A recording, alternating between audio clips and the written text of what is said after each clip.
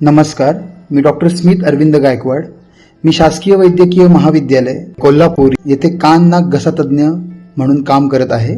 Doctor म्हणून काम करताना मी एक गोष्ट नेहमी पाहतो, ती म्हणजे रक्ताची कमतरता. आमच्या हॉस्पिटलमध्ये जवळजवळ असे मी अनेक रोज रुग्ण बघतो ज्यांना रोज रक्ताची गरज लागते. आमच्या पीडियाट्रिक वॉर्डमध्ये थॅलेसेमियाचे पेशंट असतील किंवा सर्जरी वॉर्डमध्ये रोड ट्रॅफिक ॲक्सिडेंटचे पेशंट असतील, कॅन्सरचे पेशंट असतील, इमर्जन्सी ऑपरेशनसाठी पेशंट असतील किंवा स्त्रीरोग तज्ज्ञ म्हणजे जे गायनेकोलॉजिस्ट असतात त्यांच्याकडे जे डिलिव्हरीनंतरचे पेशंट असतील, सगळ्यांनाच रक्ताची खूप गरज असते. कित्येक वेळा आम्ही स्वतः डॉक्टर लोक आणि आमचे जे मेडिकल स्टुडंट्स आहे, पॅरामेडिकल स्टाफ आहे, ते स्वतः रक्तदान करत असतात. आमच्या हॉस्पिटलमध्ये वारंवार विचारला जाणारा प्रश्न म्हणजे रक्तदानाने काही त्रास तर नाही ना होणार डॉक्टर? तर चला आज आपण पहिले तो गैरसमजच दूर करूया. पहिली गोष्ट, रक्तदानाने अशक्तपणा येतो का? तर अजिबात नाही.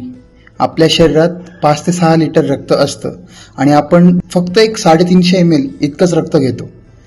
तर या रक्ताचे आपण 3 भाग करतो, RBC, प्लाझ्मा आणि प्लेटलेट. सो तुम्ही जे रक्त देता त्याने 3 लोकांचे प्राण वाचवले जातात. 24 तासात आपले शरीर परत नवीन रक्त तयार करते. 45 दिवसात तुम्ही जास्त फ्रेश होता, कारण तुमच्या शरीरात फ्रेश रक्त तयार होतं.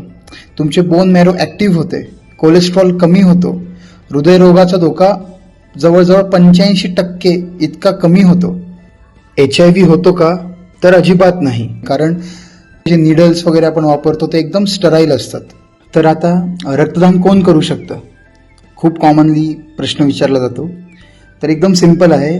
ज्यांचं वय 18 वर्षापेक्षा जास्त आहे, ज्यांचं वजन 50 किलोपेक्षा जास्त आहे, ज्यांचं हिमोग्लोबिन 12.5 पेक्षा जास्त आहे, जर तुम्ही आजारी नाही आहेत, एकदम फिट आहात, तर तुम्ही बिनधास्त रक्तदान करू शकतात. त्याचा तुम्हाला कुठलाही त्रास होणार नाही आहे. येत्या 14 जून रोजी जागतिक रक्तदान दिवस आहे. तर मी सगळ्यांना मनापासून आवाहन करतो की सगळ्यांनी जास्तीत जास्त रक्तदान करावे. करके देखो, अच्छा लगता है. धन्यवाद.